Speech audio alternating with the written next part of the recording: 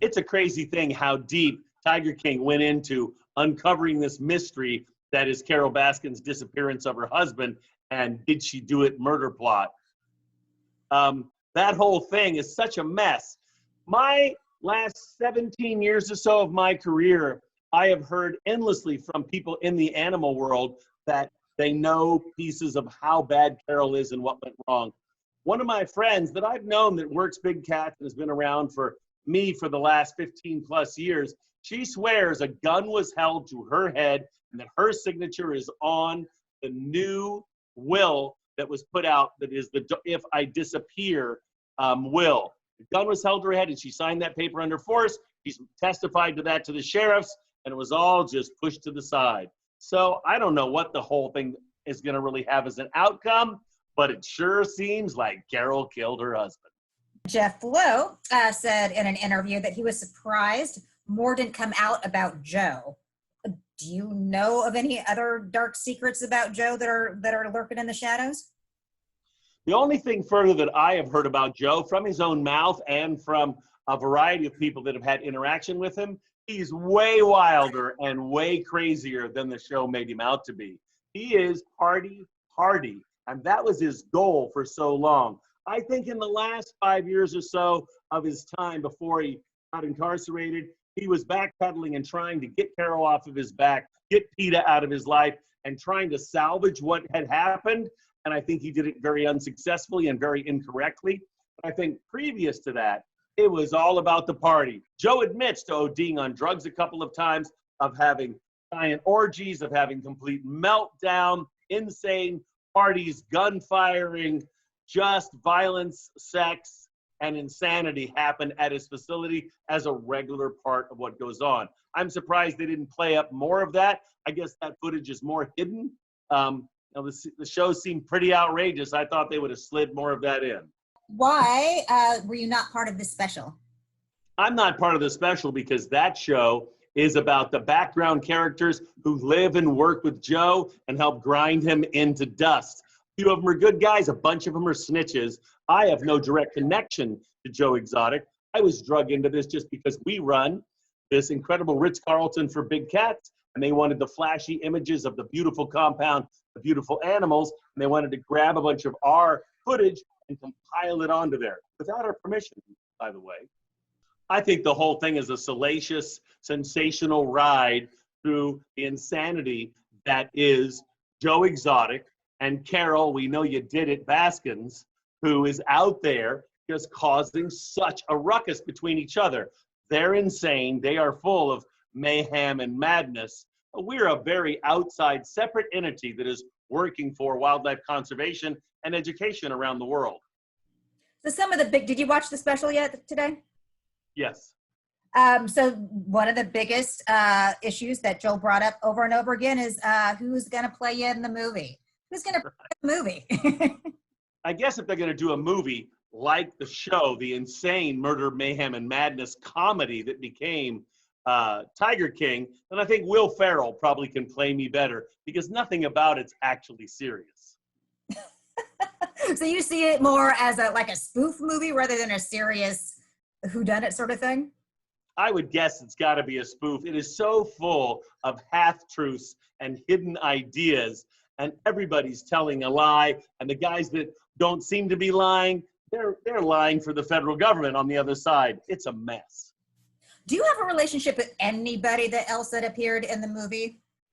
I have only briefly met some of the players in the film. I have no relationship with anyone there. I have met them. I have been an advisory guy for the care and maintenance of proper housing for big cats for many decades. So people around the world call me to ask advice about this.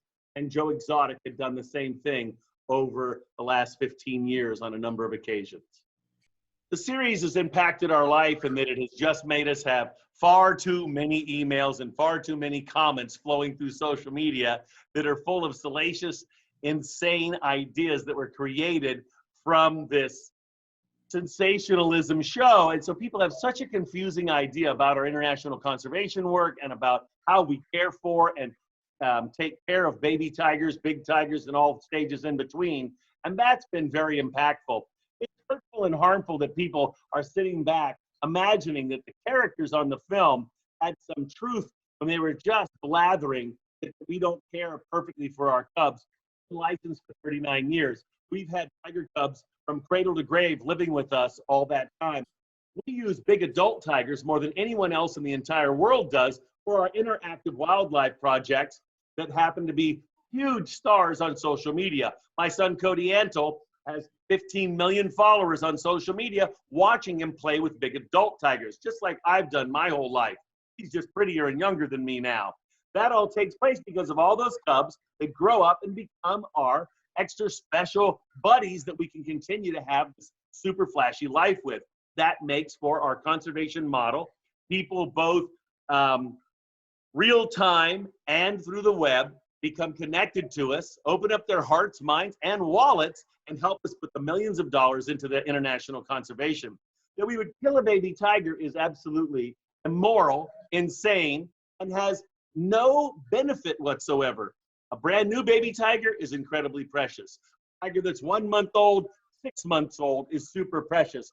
Sure, there's a time where guests don't touch them, but at our preserve, people only interact 1 to 2 hours a week.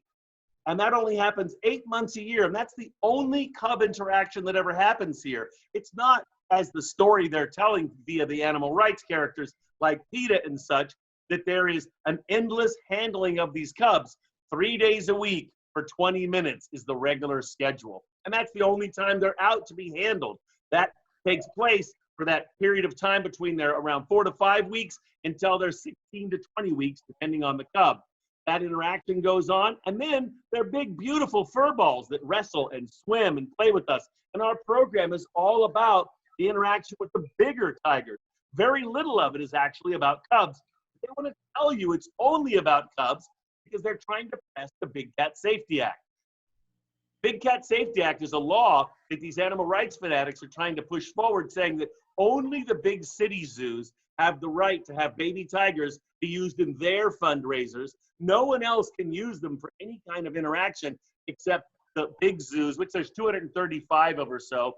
Even though there's probably 400 smaller zoos in America.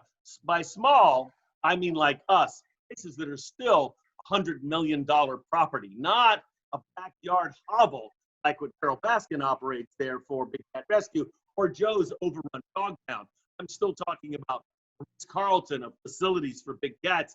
They have enormous amount of space, have all the interactions they want. Facilities like that, through the Big Cat Safety Act, lose the ability to have reproductive tigers. Well, of course, that's entirely un-American, unconstitutional, and I don't believe it's ever going to happen. Now, we talked about this a little bit before we started. What do you think are some of the biggest misconceptions that people are walking away from the series with about you? On the series, the silliest stuff about me is that somehow I have somewhere between 9 and 4 wives. Of course, I'm not married. I was married 25 years ago. My wife died in a car crash. I've never been married since that time. I'm a single guy, and I do have girlfriends. Imagine that. I think a lot of people have girlfriends, and I have more than one girlfriend. The girls know about it. You know, it's not anything incredibly unique. It's my private life, and it's just what goes on for me. I'm not saying it's right for anyone else, but I live alone in my house, and I have visitors. They want it to be something else.